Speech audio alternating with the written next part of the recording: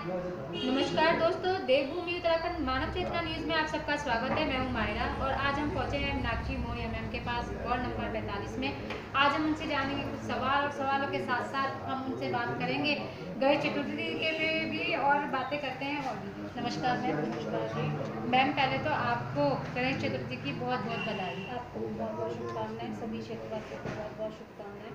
Thank you ma'am. Ma'am, जिस तरह से गणेश चतुर्थी पूरे भारतवर्ष में मनाया जा रहा है और आपके क्षेत्र में भी एक बहुत बड़ी रैली अभी परसों ही निकाली गई है, तो क्या लगता है आपको, जिस तरह से बहुत बड़ा उत्सव मनाया जा रहा है, तो क्या कहना चाहेंगे पूरे क्षेत्रवासियों को, प्रदेशवासियों को क्या कहना चाहेंगे आप?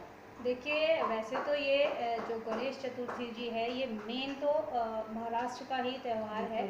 लेकिन अब जैसे जैसे कि गणपति जी में सबकी आस्था जुड़ी हुई है, सब इतना उनको इतना मानते हैं, रिद्धि सिद्धि कष्ट विनायक है वो, दुख हरता है वो, तो सबके मन में बहुत उनके प्रति आस्था है। तो इस गणेश चतुर्थी के जो पर्व को है ना, एक हर्ष उल्लास एक त्यौहार की तरह मनाया जा रहा है। और पूरे भारत में ही आप देख ही रहे हैं, जैसे कि आपने बोला है कि सभी पूरे भारत में बड़ी हर्षोल्लास से गणेश चतुर्थी के त्यौहार को मना रहे हैं, बिल्कुल ऐसे जैसे कोई बड़ा त्यौहार हो, उत्सव हो। जी। तो मैम, जिस तरह से आपका नाम आपके क्षेत्र में बहुत बढ़ के आगे आता है, आपने अपने क्षेत्र में बहुत सारी एक्टिविटीज़ कराई है, तो जिस तरह से आज आपने सदस्यता अभियान का भी किया है, तो क्या लगता है कितने इस वर्ल्ड में आपके सदस्यता के अभियान में कार्य हो रहे हैं, और या आगे वर्ल्ड में कार्य जो मैम करा रही हैं विधायक के थ्रू हो रहे हैं, तो किस तरह से होंगे ये? देखिए, जैसे कि पिछले हमने 5 वर्ष हमने इस वार्ड में हैं, जब से हम पार्षद बने, इस सीट पे आए हैं, लोगों ने, जनता ने हमें चुन के इस सीट पे लाया है, तो उन्होंने अपनी उम्मीदें जाहिर की हैं कि भाई हम अपना पार्षद चुन के ला रहे हैं तो हमारे कार्य होंगे, तो उसी उम्मीदों पे हमें खरा उतरना है। तो यही सोच लेके कि भाई हमें लोगों के लिए कार्य करना है, यही सोच लेके हम लोग चल रहे हैं, यही उनके कार्य कर रहे हैं।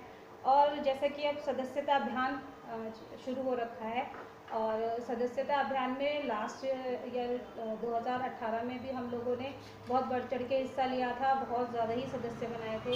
इस बार भी और लोगों के अंदर भारतीय जनता पार्टी को लेके जो विश्वास उत्पन्न हुआ है, और अधिकतर लोग जुड़ना चाहते हैं, मोदी, योगी, धामी, इन लोगों से सब जुड़ना चाहते हैं और भारतीय जनता पार्टी का सदस्य बनना चाहते हैं। इसी उसमें हम लोग सदस्यता अभियान कर रहे हैं वार्ड में भी अब नए वोटर्स आए हैं, कुछ नए लोग ऐसे हैं जिनको जैसे जैसे जानकारी प्राप्त होती जा रही है, सदस्य बनना चाहते हैं, तो सदस्यता अभियान के जरिए हम लोगों ने सदस्य बना रहे हैं। जिस तरह से मैम आप सदस्य बना रहे हो, तो इससे कितना लोगों को बेनिफिट होगा? बेनिफिट तो आप देखिए, ये एक इंडिविजुअल लोग के लिए नहीं है, ये आप पूरे देश के लिए, पूरे राष्ट्र के लिए है। क्योंकि भारतीय जनता पार्टी पे लोगों का विश्वास है, कहते हैं जनता पार्टी, तो ये जनता की पार्टी है, लोगों के ही विश्वास के कल्याण के लिए है। जैसा कि एक नारा भी है, सबका साथ, सबका विकास, सबका विश्वास, तो इसी मोटिव को लेके भारतीय जनता पार्टी चल रही है और इसी सदस्यता को लेके चल रहे हैं। तो सदस्य जो बन रहे हैं उनको यही बेनिफिट है कि आगे आगे जैसे जैसे देश बढ़ेगा, उनकी भी ऐसी ऐसी तरक्की होगी। जिस तरह से मोदी जी ने 33 महिलाओं को आरक्षण दिया, तो क्या लगता है कितनी महिलाएं आगे इसमें सहमत होंगी? जी, ये तो बहुत ही अच्छी बात है कि आगे हमें मोदी जी ने महिलाओं को आरक्षण दे रखा है, और आगे भी महिलाओं के लिए बहुत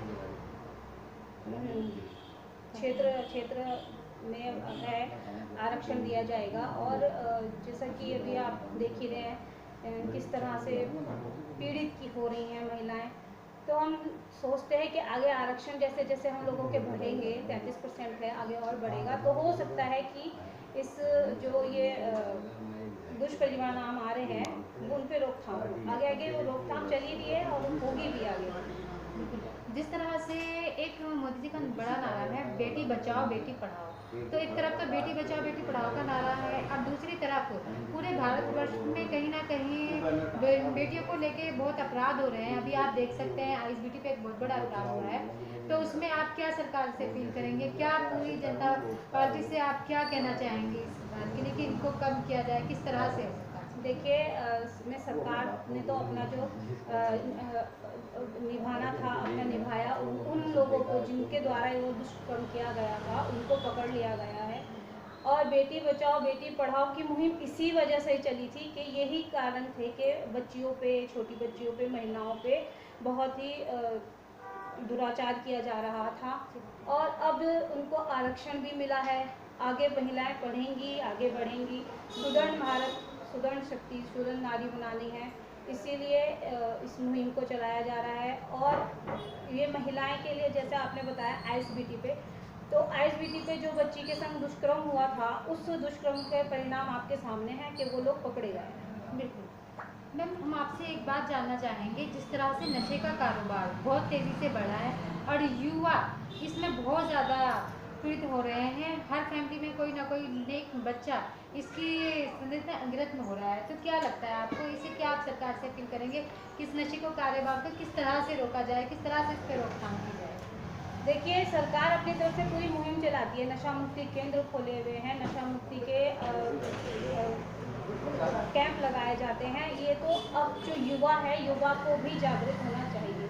कुछ घर के जो संस्कार हैं वो उन बच्चों में होने चाहिए अधिक से अधिक, और कुछ युवाओं को स्वयं से भी, आपने स्वयं सेवा संघ राष्ट्र आरएसएस का शायद नाम सुना होगा। जी बिल्कुल। अब आप देखिएगा कि वहाँ अब बच्चे नहीं जाते, बहुत बहुत कम परिवारों के बच्चे हैं, जबकि ये एक ऐसी संस्था है, ऐसी जगह है जहाँ बच्चे जाएं तो वहाँ से अच्छे बच्चे ही निकल के आएंगे। लेकिन अभी बच्चों ने नशे को वो बना लिया है, फैशन बना लिया है। ये समझिए, उनको लगता है कि हम नशा कर रहे हैं तो बहुत अच्छी चीज़ है, बट ये नहीं पता कि वो नशा कर रहे हैं तो अपनी सेहत डाउन कर रहे हैं, वो नरक में, गर्त में जा रहे हैं वो। तो हम तो यही अपील करना चाहेंगे सरकार से, क्या हम बच्चों से, युवाओं से, सभी से ये अपील करना चाहेंगे, जो नशा करते हैं वो कृपया नशा करना बंद करें, क्योंकि उससे वो खुद तो अपना शरीर का नाश कर ही रहे हैं, वो परिवारों का भी नाश हो रहा है। किसी का बेटा खो जाता है, किसी की बेटी खो जाती है, क्योंकि सिर्फ पुरुष ही नहीं कर रहे हैं, महिलाएं, बच्चियां सब कर रहे हैं, नशे की गर्त में सब पड़े हैं। और प्रशासन से, और मैं अपने सरकार को और अच्छे से किया जाए।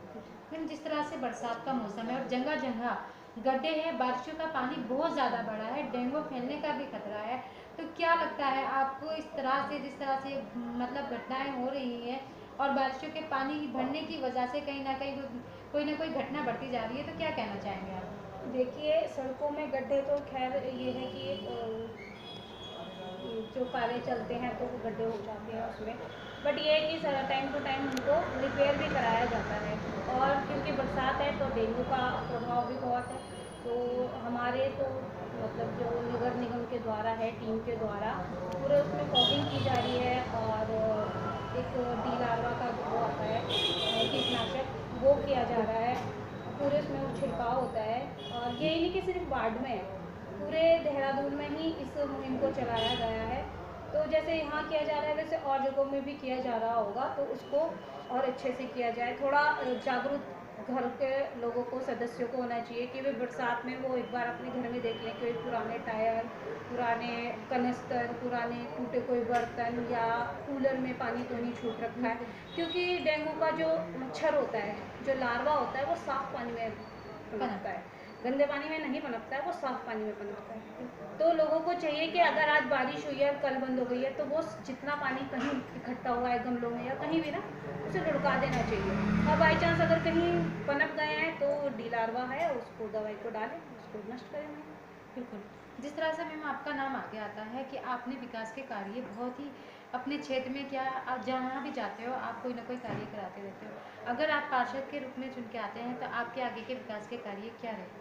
देखिए मैडम, जो विकास के कार्यों में मेन हम लोगों का जो नगर निगम का होता है वो क्या होता है, सफाई, सड़क, पानी, बिजली व्यवस्था, ये चीज़ होती है। लेकिन जनता को और भी उम्मीदें होती हैं पार्षद से कि हमारा पार्षद है तो हमारे और भी जो काम हैं, छोटे मोटे भी सही, चाहे बड़े हों चाहे छोटे हों, सभी प्रकार के काम हमारा पार्षद करे, तो उनको एक उम्मीद होती है। तो उस उम्मीद पे हम लोग खरे उतरने की पूरी कोशिश करते हैं, हमसे जितना भी हो सकता है, जिस भी प्रशासन में जाके, जिस भी अधिकारी से मिलके उनका काम हो सकता है, हम लोग उसको पूरा करवाने की पूरी अपनी सामर्थ्य लगाते हैं।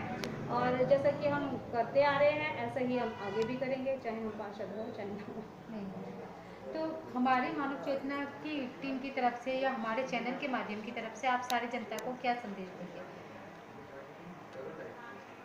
मतलब संदेश क्या संदेश देना चाहेंगे जिस तरह से मतलब गणेश चतुर्थी है या गणेश चतुर्थी का उत्सव मनाया जा रहा है, और आप देखिएगा सभी जगहों में युवा भर भर के आते हैं, युवा भर भर के। लेकिन मैं यही कहना चाहती हूँ कि जितनी उत्साह, जितने हर्ष और जितने उत्तेजना से इस उत्सव को आप मना रहे हैं, उतना ही आप उस विषय को ध्यान में रखिए कि आप किसी गलत रास्ते पे ना चले जाए, जैसे कि नशा हो गया, दूसरा बच्चियों के संग दुष्कर्म हो गया, चोरी, ये सब चीज़ों में ना जाए। गणेश उत्सव मना रहे हैं तो गणेश चतुर्थी से कुछ अच्छा ज्ञान लें और कुछ अच्छा अपने अंदर संकल्प लें कि हमें आगे चल के देश की तरक्की के लिए, राष्ट्र की तरक्की के लिए कुछ करना है। बिल्कुल, वेरी गुड। दोस्तों, जिस तरह से आपने देखा आज हमारे साथ हैं मीनाक्षी मौर्य मैम, और उन्होंने भी जितने भी हमें जवाब दिए हैं हमारे साथ के बहुत अच्छे जवाब दिए। उसके साथ साथ उन्होंने सफाई अभियान के बारे में बताया, और पार्षद होने के साथ साथ उन्होंने ये कहा कि आज मैं पार्षद हूँ ना हूँ, लेकिन हम यही चाहेंगे वो पार्षद बनी रहें, और अगले वोटों में उन्हें सरकार से भी और जनता से भी हमारी अपील है कि उन्हें वोट दें और उन्हें फिर से चुने, और एक अच्छे नए पार्षद के रूप में फिर से उन्हें चुन के लाए। मैं मैम का धन्यवाद करूँगी, उन्होंने अपना कीमती वक्त दिया। धन्यवाद मैम। धन्यवाद। मैं अगली न्यूज़ में कहीं ना कहीं फिर नई शख्सियत के साथ मिलूंगी। अलविदा दोस्तों, धन्यवाद। अपने सहयोगी के साथ फिर मिलती हूँ। धन्यवाद। देखते रहिए मानव चेतना न्यूज़ माहिरा के साथ।